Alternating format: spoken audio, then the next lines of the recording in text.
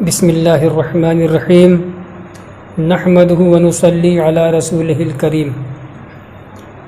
میرے ناظرین کرام السلام علیکم ورحمۃ اللہ وبرکاتہ۔ آج کی اس مختصر سی نشست میں آپ لوگوں کے سامنے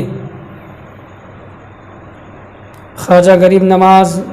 امام معین الدین حسن چشتی اجمیری رضی اللہ تعالیٰ عنہ کے متعلق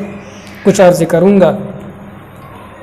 حضور خواجہ غریب نواز رحمۃ اللہ علیہ کی ولادت سن 535 ہجری میں اور وفات 6 رجب سن 631 ہجری میں ہوئی۔ بعض دوسرے مورخین نے حضرت شیخ امام عبدالحق محدث دہلوی رحمۃ اللہ علیہ نے بھی اخبار الاخیار کے اندر جو تاریخ بتلائی ہے وہ یہ کہ سن ولادت سن 530 ہجری اور سن وصال سن 627 ہجری ہے۔ گویا کہ حضرت خواجہ غریب نواز امام معین الدین حسن چشتی اجمیری رضی اللہ تعالیٰ عنہ 6ٹی صدی ہجری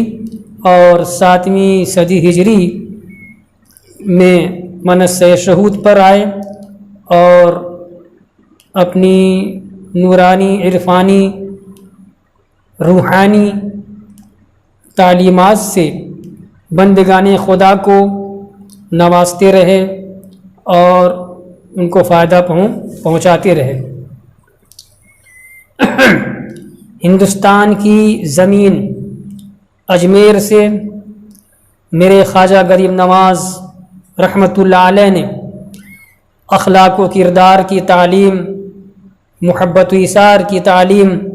عام کی۔ جبر و ستم نہیں، ظلم و بربریت نہیں، کسی قسم کا بیجا برتاؤ اور سلوک نہیں، بلکہ پیار سے، محبت سے، شفقت سے، مروت سے آپ نے خدا کے بندوں کو خدا تک پہنچانے کے لیے بھرپور کوششیں کیں اور آپ کی کوشش ثمر آور ہوئی، معنی خیز رہی، اور اس کا نتیجہ، اس کا رزلٹ آپ کے زمانے ہی میں نظر آنے لگا کہ بہت سارے ہندوستانی لوگوں کو ہدایت کی دولت نصیب ہوئی۔ حضور خواجہ غریب نواز رحمۃ اللہ علیہ کی بارگاہ میں اپنے بیگانے، دوست، دشمن سب برابر تھے، کوئی خصوصی امتیاز نہیں تھا، کوئی خاص قسم کا امتیاز نہیں تھا، کوئی اونچ نہیں، کوئی نیچ نہیں۔ یہی وجہ ہے کہ حضور غریب نواز رحمۃ اللہ علیہ کی عقیدتوں کے چراغ سارے انسانوں کے دلوں میں عقیدت کی روشنی بکھیر رہے تھے اور بکھیر رہے ہیں۔ حضور غریب نواز رحمۃ اللہ علیہ کی روحانی طاقت تمام ہندوستانی عوام کے دلوں پر راج کر رہی تھی، راج کر رہی ہے۔ حضور غریب نواز رحمۃ اللہ علیہ کی روحانی طاقت معمولی طاقت نہیں تھی۔ اللہ تبارک و تعالیٰ نے آپ کو وہ مقام عطا کیا ہے، اور یہ کہنا کہ آپ کی روحانی طاقت انسانوں کے دلوں پر راج کر رہی ہے، تو سنو میاں، یہ میں صرف جوش عقیدت میں نہیں کہتا، بلکہ حقیقت میں کہتا ہوں، اور حقیقت میں یہی بات ہے۔ سن 1902 عیسوی میں جب انگریز حکمراں لارڈ کرزن نے حضور غریب نواز رحمۃ اللہ علیہ کے آستانے کی زیارت کی اور اس نے وہاں جو منظر دیکھا تو اس نے کہا کہ میں نے ایک قبر کو ہندوستان پر حکومت کرتے دیکھا۔ یہ قبر حضور غریب نواز رحمۃ اللہ علیہ کی آج اس عظیم روحانی پیشوا کی شان میں گستاخیاں کی جا رہی ہیں، بدتمیزیاں کی جا رہی ہیں، ان کی توہین کی جا رہی ہے۔ याद रखो सूरज पर थूकने वाला शख्स बहुत बड़ा अहमक और बेवकूफ़ होता है। हुजूर गरीब नवाज रहमतुल्लाह अलैह की शख्सियत सूरज की तरह है। उन पर कीचड़ उछालने वाला गोया कि खुद वो अहमक है,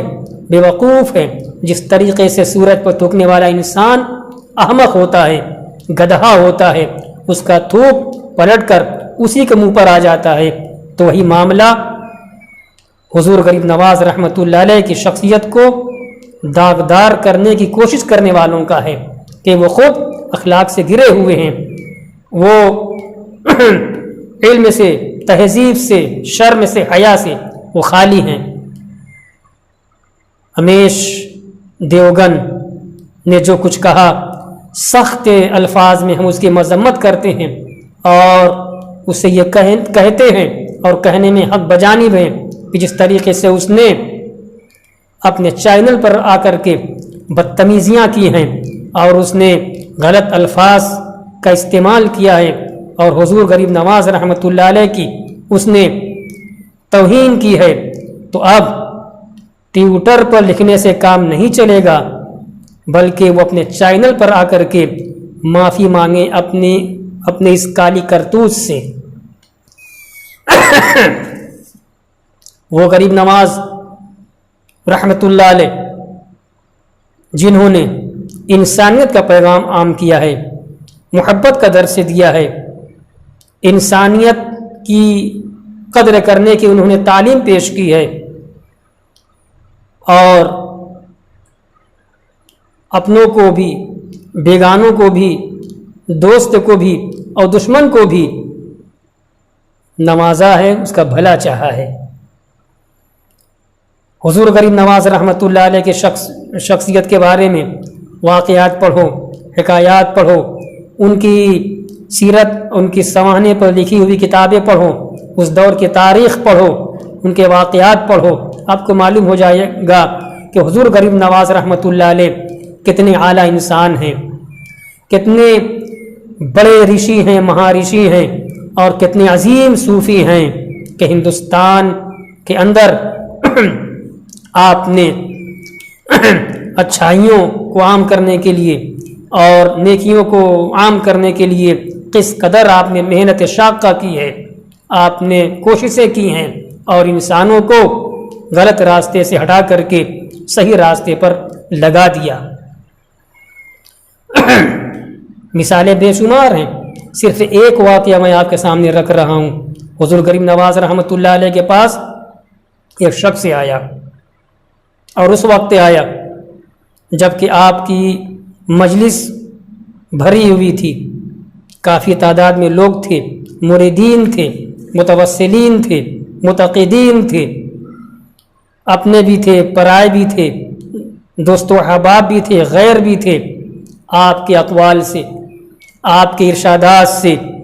सब मुस्तफ़ीज़ हो रहे थे। एक शख्स आया और भीड़ में पीछे वो बैठ गया। हुजूर गरीब नवाज रहमतुल्लाह अलैह इतने अज़ीमुश्शान इंसान हैं, इतने अजीम इंसान हैं, रब के महबूब बंदे हैं। इरशाद रिसालत है ना, इत्तक़ू फ़िरासतल मुमिन फ़इन्नहु यंज़ुरु बिनूरिल्लाह, मोमिन की फ़िरासत ईमानी से बचो क्योंकि मोमिन अल्लाह के नूर से देखता है, मोमिन अल्लाह के नूर से देखता है। हम, आप और एक आम इंसान सिर्फ ज़ाहिर को देखा करते हैं, मगर अल्लाह के जो महबूब बंदे होते हैं, अल्लाह के जो मुकर्रब बंदे होते हैं, अल्लाह के जो नज़दीकी बंदे होते हैं, अल्लाह तबारक व तआला उनको वो रूहानी ताकत से नवाजता है कि वो सिर्फ ज़ाहिर को नहीं देखा करते, बल्कि दिलों में क्या छुपा होता है उसको भी मुलाहजा फरमा लेते हैं। वो शख्स आया और बैठ गया पीछे। हुजूर गरीब नवाज रहमतुल्लाह अलैह की निगाह पड़ी और आपने मजमे से फरमाया, भीड़ से फरमाया कि लोगों ज़रा रास्ता दो और उसको आगे आने दो, जगह दे दो। वो शख्स करीब आया پاس میں آ کر آپ نے بیٹھایا اس کو پاس میں بلا کر کے، اور اس کے بعد اس کی حالت دریافت کی، خیریت دریافت کی، اور اس